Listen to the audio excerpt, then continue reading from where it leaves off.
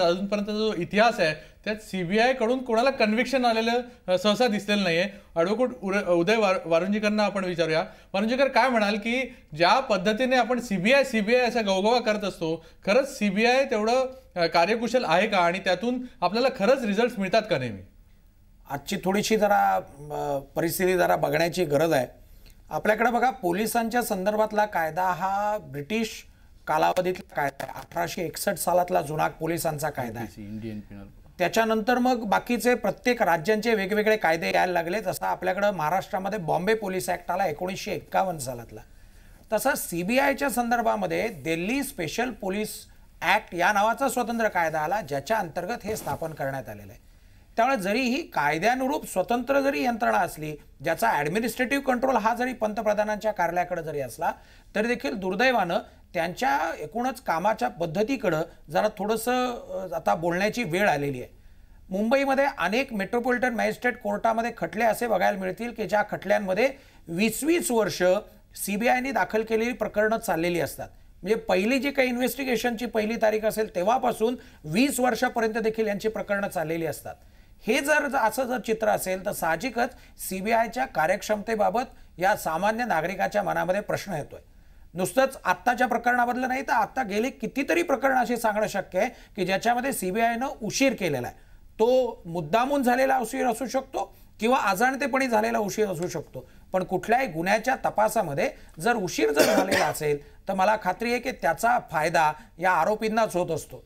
ईश्वराला आपण एकच कदाचित प्रार्थना आम्ही सगळे वकील मंडळी करत असतो, पक्षकाराचं काय नशीब असेल ते असेल, पण या प्रकरणामध्ये तरी काय होईना परंतु प्रामाणिकपणे इन्व्हेस्टिगेशन झालं तर बरंच काही चांगलं याच्यातून बाहेर येईल असं मला वाटतं. बरोबर आहे भरतकुमारजी. जसं आपण म्हणत होतो की सीबीआय खरंच नावाला आहे का, एक एजन्सी म्हणून वावरते का, की खरंच त्याचं काम एवढं चांगलं आहे की त्याच्याकडे नेहमी द्यायला पाहिजे?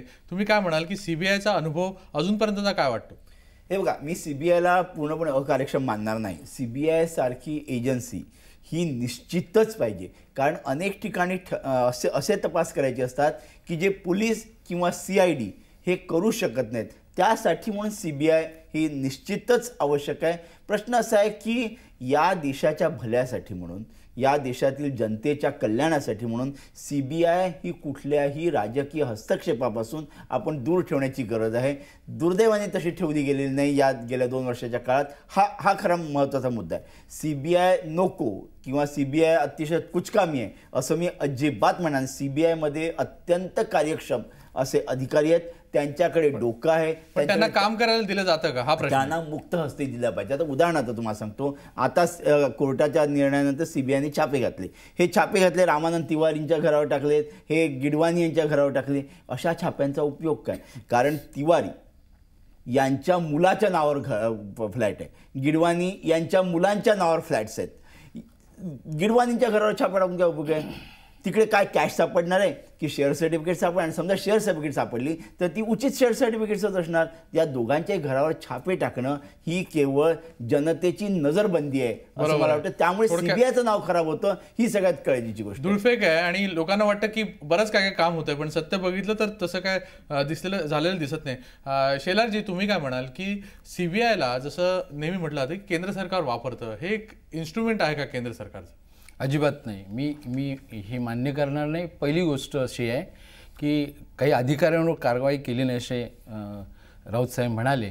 सुभाष लालांना राजीनामा द्यायला लावला, रामानंद तिवारींना त्याच्यावरती ॲक्शन घेतली.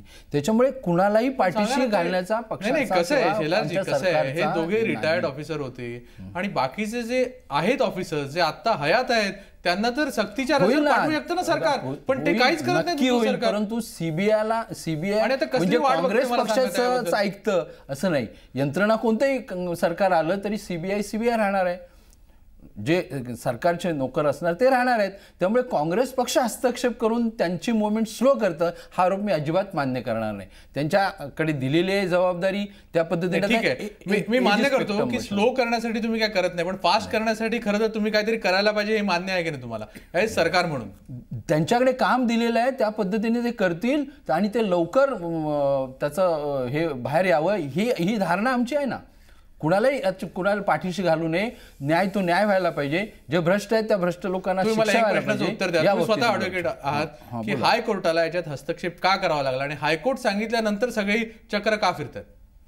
हायकोर्टाने सांगितल्यानंतर त्याच्या अगोदर सीबीआयची जी पद्धत असेल त्या पद्धतीने ते काही पुरावे गोळा करत असतील किंवा चौकशी करत असतील. मला एखादी तरी केस सांगा, ठीक आहे, मला एखादी तरी केस सांगा की ज्यात सीबीआयने उत्तम काम केलेलं आहे, मला सांगा, आणि त्यात रिझल्ट शेवटी मिळालेला आहे, अशी मला एखादी केस सांगा. बऱ्याच केसेस आपल्याकडे आहेत. नाही, बऱ्याच मुंबई बॉम्बलास्टच्या केस मधलं मी तुम्हाला सांगतो, जेव्हा सीबीआयकडे तपास गेला तेव्हा म्हटलं गेलं की याला न्याय मिळायला उशीर लागला आणि बरेचसे आरोपी जर मुंबई पोलिसांकडे इन्व्हेस्टिगेशन असतं तर सुटले असते असं एक्सपर्ट म्हणतात, मी म्हणत नाही. सीबीआयवर एकदम अविश्वास दाखवून पण चालणार नाही आणि ते बरोबरही नाही. सीबीआय ही तुम्ही म्हणता की किती गुन्ह्यामध्ये त्यांनी स्पष्टता आणली, ठीक आहे, पण बऱ्याच गोष्टीमध्ये नक्कीच त्यांनी चांगला शोध केलेला आहे. अर्थात मला त्यांना पाठीशी घालायचं नाही अजिबात सीबीआय यंत्रणेला, पण तुम्ही जो काँग्रेस पक्षावर ठपका ठेवताय की सीबीआयचं काम स्लो करण्याचा प्रयत्न करताय किंवा काय, अजिबात आम्ही हस्तक्षेप करत नाहीत, नाही तर याच्या अगोदर सरळ धडाधड आम्ही सगळ्या गोष्टी बाहेर काढतोय. जे कोणी याच्यामध्ये दोषी असेल त्यांच्यावर कारवाई करा असंही म्हणतोय. मुख्यमंत्र्यांनी अशोक चव्हाणांना राजीनामा दिल्यानंतर काँग्रेसने अशी कुठली घटना केली की ज्यामुळे लोकांना विश्वास वाटेल ही खरंच काँग्रेस काहीतरी करते? निवृत्त न्यायाधीशांची ताबडतोब त्या ठिकाणी चौकशी करण्यासाठी राज्य सरकारने नेमणूक केली. रिपोर्ट कुठे येणार ना? एके अंतोनी त्वरित सीबीआयची नेमणूक फाईल झाला, अजून तुमचा रिपोर्ट आलेला नाही. तुम्ही एक तुमचा बघण्याचा दृष्टिकोन थोडा बदला की काँग्रेस पक्षाचं सरकार केंद्रात आहे, इथे आहे, आणि म्हणून त्यांनी कुणाला तरी पाठीशी घालण्याचा अजिबात उपद्व्याप केलेला आहे, करणारही नाही. कारण तो जो काही भ्रष्टाचार आहे तो बाहेर यावा ही काँग्रेसची भूमिका आहे आणि काँग्रेसच्या लोकांची. तुम्हाला पटतं का की काँग्रेस अतिशय चांगल्या पद्धतीने हे सगळं हाताळत, असं पटतं का तुम्हाला? असं मी विधान करणं हा एक मोठा विनोद होईल आणि त्यामुळे तसा विनोद मी काही करणार नाही. प्रश्न असा आहे की सीबीआय नक्कीच फार वेगाने काम करते, पण जेव्हा विरोधी पक्ष हा आरोपीच्या पिंजऱ्यात असतो तेव्हा अतिशय वेगाने काम केलं जातं. म्हणजे तुम्हाला सांगतो, जैन डायरी कांड झालं होतं ज्याच्यामध्ये लालकृष्ण आडवाणी यांचं नाव गोवण्यात आलं होतं, नंतर त्यांना सोडावं लागलं, किंवा मायावतींविरुद्धची कारवाई होती. या सगळ्यामध्ये इतक्या झपाट्यानं सीबीआयने कारवाया केल्या होत्या, परंतु तो वेग गेला कुठे? प्रश्न असा आहे की तो वेग आता कुठे गेला आणि ते का थंडावले आहेत हा खरा प्रश्न आहे. त्याच्यामुळे सीबीआय फार वेगाने काम करते असं मला वाटत नाही, तसं काही मी बोलणार नाही. मात्र सीबीआय काम करू शकते.